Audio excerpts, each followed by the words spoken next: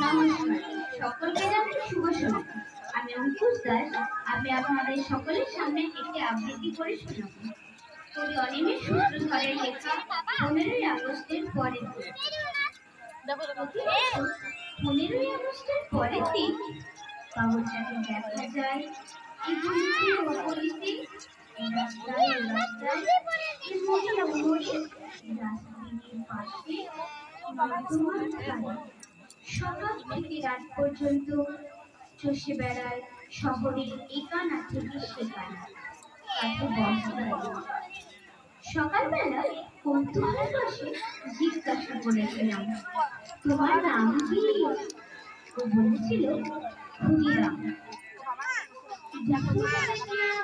Post অফিসের সামনে ডাস্টবিনে হাত ঢুকিয়ে যেন বললাম, বস বস, ক্ষুদিরাম। ও বলল, আমি ক্ষুদিরাম নয়, প্রফুল্ল চাকর। অবাক বিকেলে আবার বললাম, প্রফুল্ল চাকি, চা খাবে? ও বলল, আমার নাম কানাই লাল। এবার বড় রাস্তার উপরে জটলা দেখে বললাম, কি হয়েছে? ভিড় থেকে একজন বলল, একটা চোর ধরা পড়েছে। ভিড় ঠেলে এগিয়ে গিয়ে দেখি ল্যাম্পপোস্টে বাঁধা সকালের ক্ষুদিরাম, দুপুরের প্রফুল্ল চাকি, বিকেলের কানাই লাল।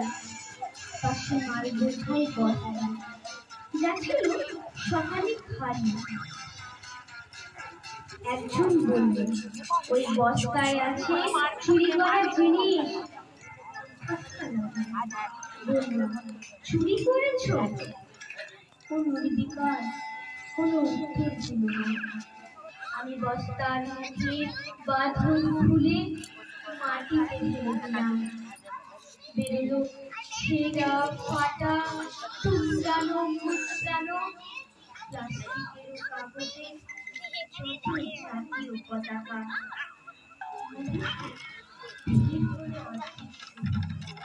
চোখ ভরা জল দিয়ে বাঁধন খুলে দিলাম। আমার মুখে সকাল একবার, তারপর মৃদু স্বরে বলল, যেন কেউ পা দিয়ে মারিয়ে না যায় তাই। তারপর পতাকাগুলো বস্তায় ভরে চলে গেল।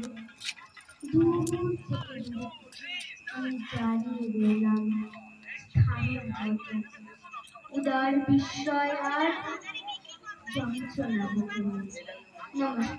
সকলের কাছে আমার একটাই অনুরোধ, এই যে আমরা পতাকা উত্তোলন করি বা আমরা যেখানে পতাকা লাগাই না কেন, সেটা যেন আমরা ডাস্টবিন, নর্দমা বা রাস্তায় ফেলে না দিই।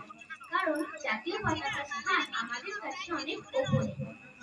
আর এই কবিতায় এই পাগলটি আমাদের চোখে আঙুল দিয়ে বুঝিয়ে দিয়েছে যে জাতীয় পতাকার স্থান আমাদের কাছে কত। সকলের কাছে এটাই অনুরোধ যে পরের বছরের জন্য জাতীয় পতাকা যেন সংরক্ষণ করে রেখে দেওয়া হয়। নমস্কার।